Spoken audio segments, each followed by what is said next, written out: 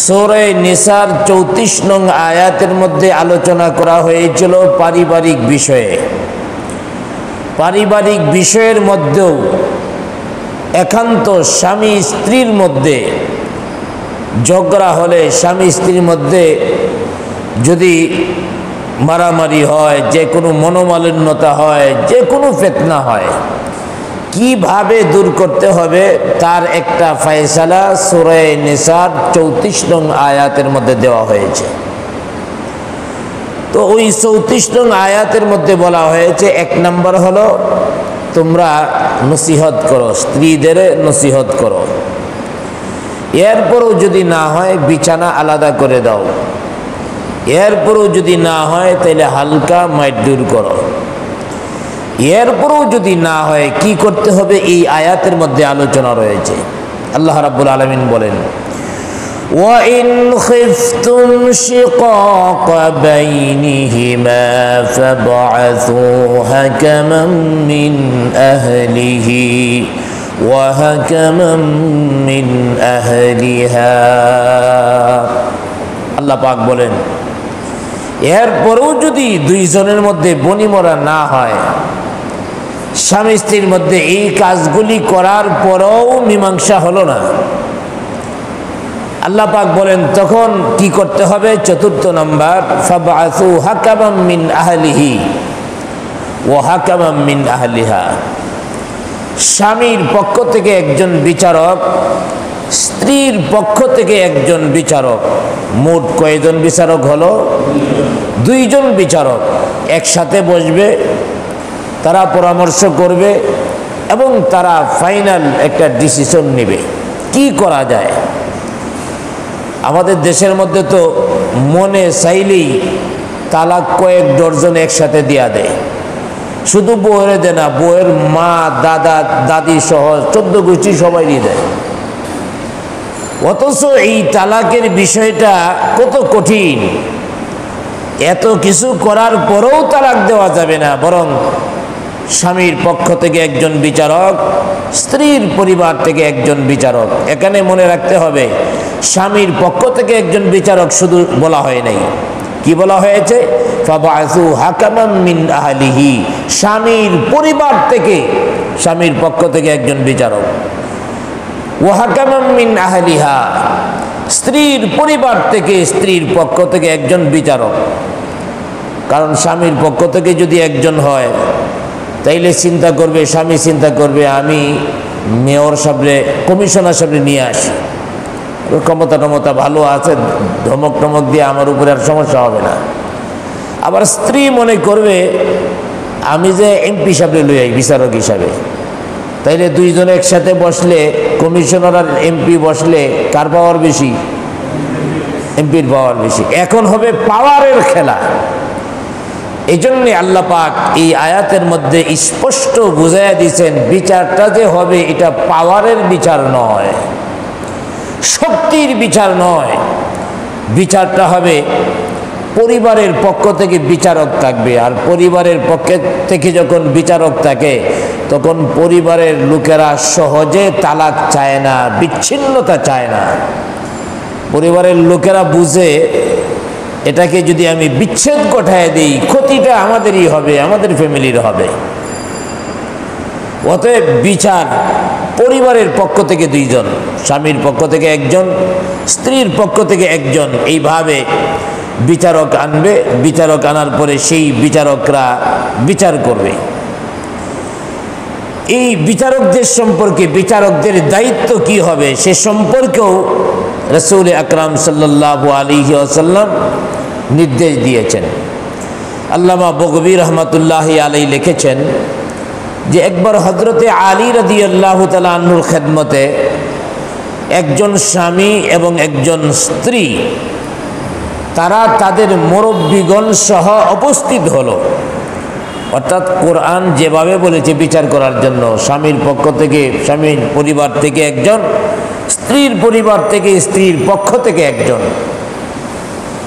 এই উভয়জন বিচারক সহ স্বামী স্ত্রী দুইজন আসলেন হযরতে আলী রাদিয়াল্লাহু তাআলা আনহুর নিকটে। তখন হযরত আলী রাদিয়াল্লাহু তাআলা আনহু এই দুইজনকে বিচারক নিযুক্ত করে আলী রাদিয়াল্লাহু তাআলা আনহু বিচারকদের উদ্দেশ্যে বললেন যে শোনেন, আসলে আপনাদের কর্তব্য কি সেটা কি আপনারা জানেন? আলী রাদিয়াল্লাহু তাআলা আনহু বলতে শুরু করলেন, শোনেন, আপনাদের দায়িত্ব হলো, আপনাদের কর্তব্য হলো এই বিচার যে করবেন, বিচারের মূল কর্তব্য হলো, দায়িত্ব হলো দুইজনের মধ্যে কিভাবে মিল মহব্বত করে দেওয়া যায়, দুইজনের মধ্যে কেমনে মীমাংসা করে দেওয়া যায়, এটা আপনারা করবেন, এটি হলো আপনাদের দায়িত্ব। জোরে বলি সুবহানাল্লাহ। তাহলে বিচারক যারা থাকবে তাদের মূল দায়িত্ব আমরা কি পাইলাম? তারা দুইজনের মধ্যে মীমাংসা করে দিবে। এবং অনেক মুফাসসিরগণ বলেছেন দুইজনের মধ্যে তালাকের ব্যবস্থা করবে, এইটা বিচারকদের অধিকার নাই। কারণ বিচারকদেরকে এই অধিকার দেওয়া হয় নাই, বিচারকদেরকে তো অধিকার দেওয়া হয়েছে শুধু মীমাংসা করে দেওয়ার জন্য। কোরআনুল কারীমের আয়াতের মধ্যেও এইভাবেই বলা হয়েছে। এই প্রসঙ্গে হযরত ইব্রাহিম নখী রহমাতুল্লাহ আলাইহি বর্ণনা করেন যে সালিসিগণ ইচ্ছা করলে তাদের পক্ষ থেকে 2 বা 3 তালাকও প্রয়োগ করতে পারেন। শুধু মীমাংসার দায়িত্ব এমন নয়, ইচ্ছা করলে বিচ্ছেদ ঘটাতে পারেন, এমনকি 2 বা 3 তালাক তারা দিতে পারেন তাদের পক্ষ থেকে। এবং হযরত হাসান রাদিয়াল্লাহু তাআলা আনহু বলেন যে তাদের আসলে বিচ্ছেদ করানোটার অধিকার তাদের নাই, শুধু মীমাংসা করার অধিকার। তিনি দলিল দিয়েছেন এই আয়াত দিয়েই। সেই দলিলটা কি? ইউরিদা ইসলাহা, বিচারক দুইজন যদি ইচ্ছা করে ইসলাহা, তাদের মধ্যে মীমাংসা করে দিবে। অতএব বিচ্ছেদ ঘটানোর তাদের সুযোগ নাই। তৃতীয় নাম্বার আরেকটা মত এসেছে যে সালিসিগণ ইচ্ছা করলে যে কোনো সিদ্ধান্তই তারা নিতে পারেন। কারণ এই আয়াতের মধ্যেই রয়েছে হাকামান শব্দ, হাকামান মিন আহলিহা, স্বামীর পক্ষ থেকে একজন বিচারক, স্ত্রীর পক্ষ থেকে একজন বিচারক। তা হাকামান বিচারক শব্দ উল্লেখ করা হয়েছে। আর হাকামান বিচারক শব্দ উল্লেখ করার কারণে বোঝা যায় বিচারক যে কোনো বিচারই করতে পারে। এই বিচার নিয়ে যারা বিচার প্রার্থী তাদের কথা বলার কোনো অধিকার নেই, ঠিক কিনা জোরে বলেন? যারা আসামি, বাদী বিবাদী, বিচারকের বক্তব্য নিয়ে টু শব্দ করার মতো অধিকার দেওয়া হয়নি।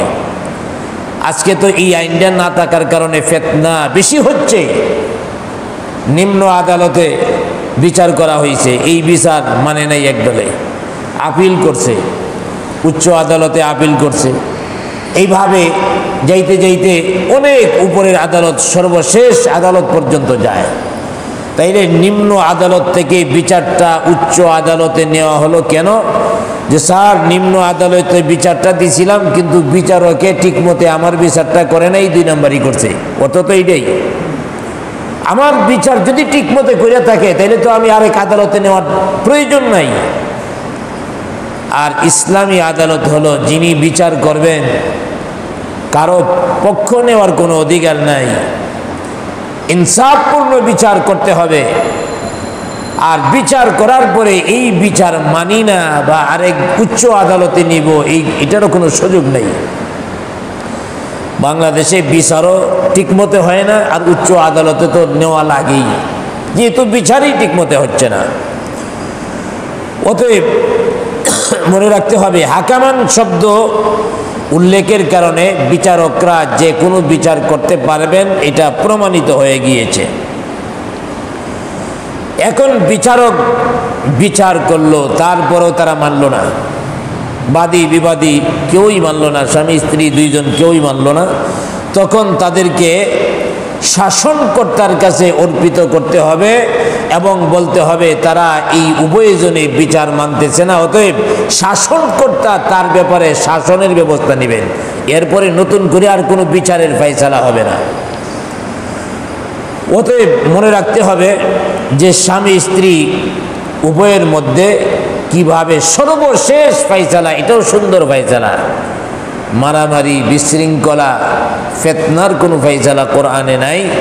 দেখেন আলাদা হয়ে যাবে, তাও স্বামীর পক্ষ থেকে স্ত্রীর পক্ষ থেকে লোকজন বসবে, মীমাংসার চেষ্টা করবে, তাও যদি না হয় তারা বিচ্ছেদ ঘটাবে, তাও আলোচনার মাধ্যমে সুন্দর এবং সুন্দর নিয়মের মাধ্যমে। অতএব মনে রাখতে হবে যে ইসলামের আসলে প্রত্যেকটা ফর্মুলা এমন সুন্দর। এখন এই আয়াত আল্লাহ রাব্বুল আলামিন যে ইউরিদা ইসলাহ ইউওয়াফিকিল্লাহু বাইনাহুমা, এই আয়াত যে আল্লাহ পাক নাজিল করেছেন, এর মধ্যে আরও কিছু ব্যাখ্যা রয়েছে।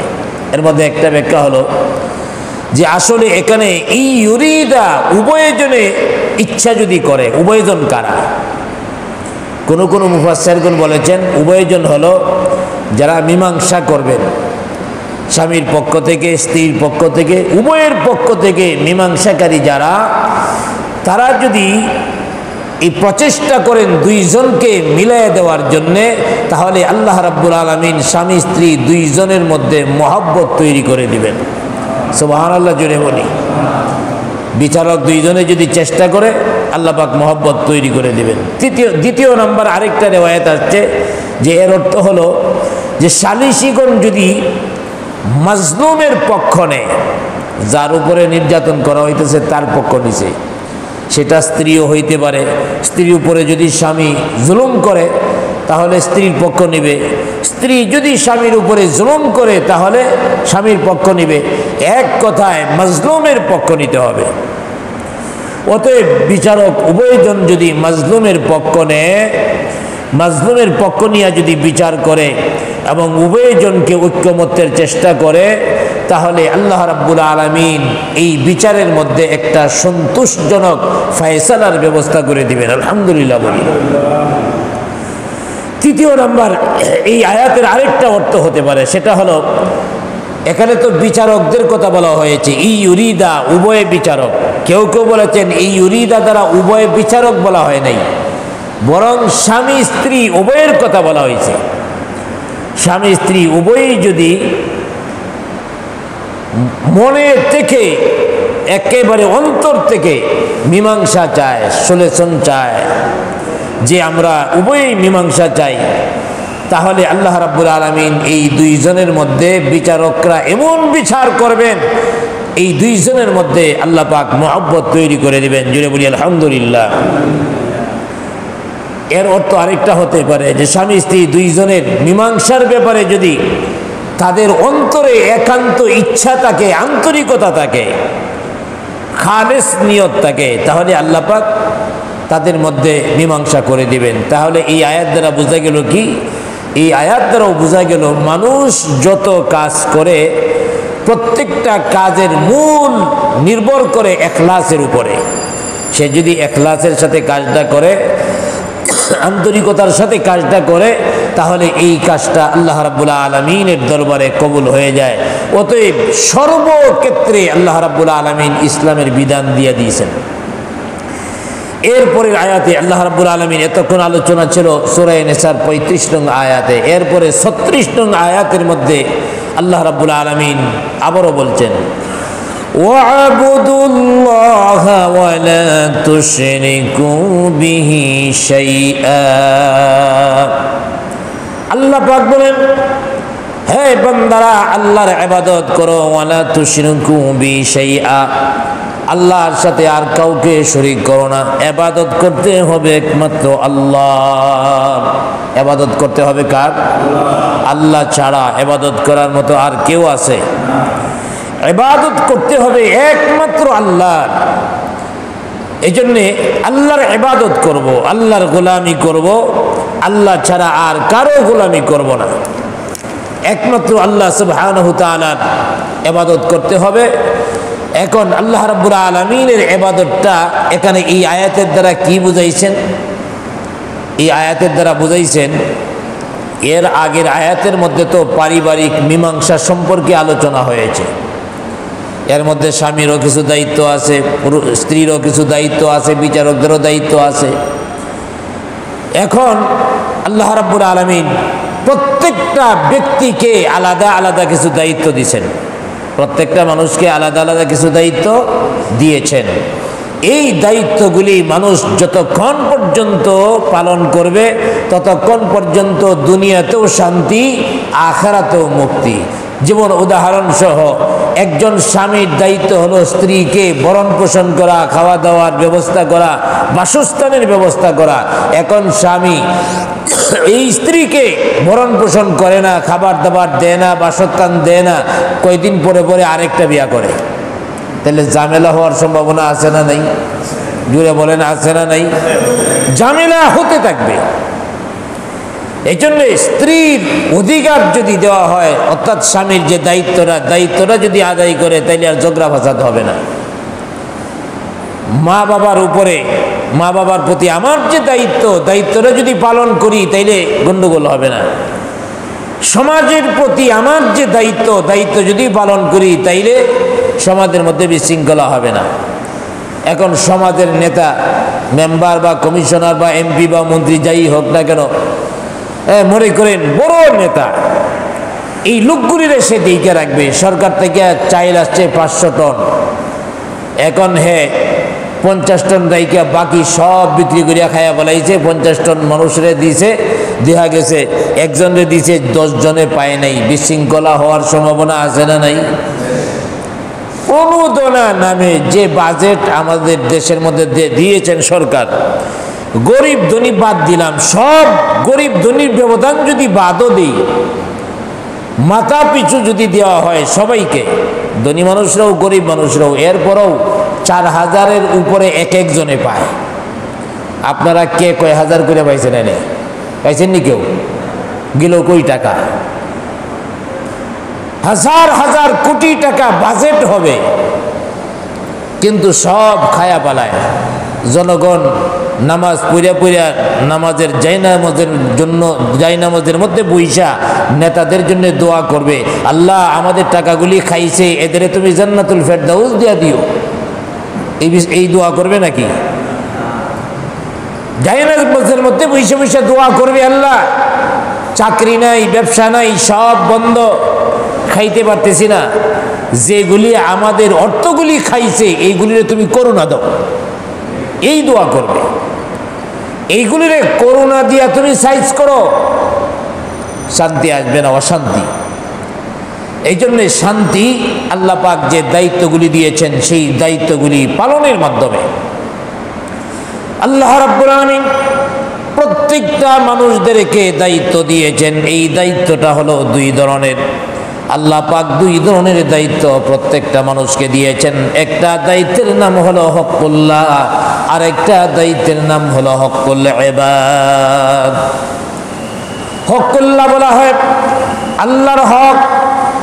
আল্লাহ রাব্বুল আলামিন যে বিধিবিধান আমার উপরে নাজিল করেছেন, আমার উপরে অর্পিত করেছেন, আল্লাহর বিধিবিধানগুলি আমার মেনে চলতে হবে, সেটা হলো হকুল্লাহ, আল্লাহর প্রতি আমার দায়িত্ব পালন করা।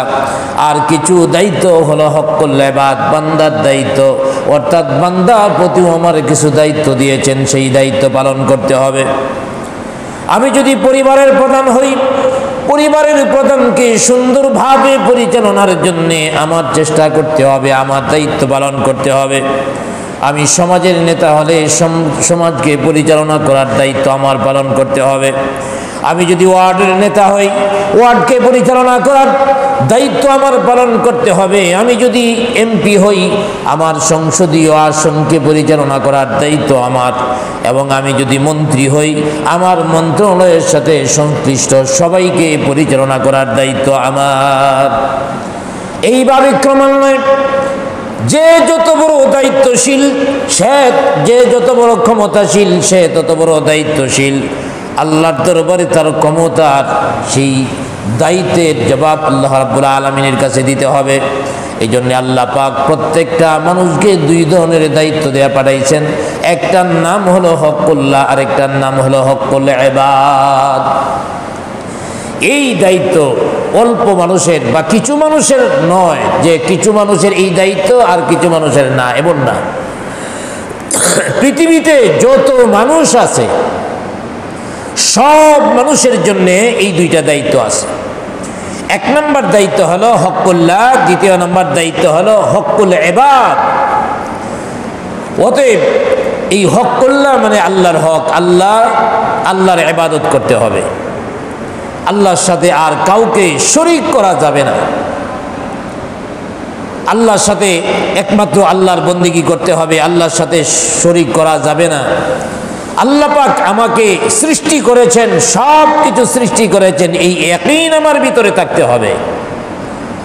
আল্লাহর সাথে আর কারো শরীক নাই, এই বিশ্বাস আমার থাকতে হবে।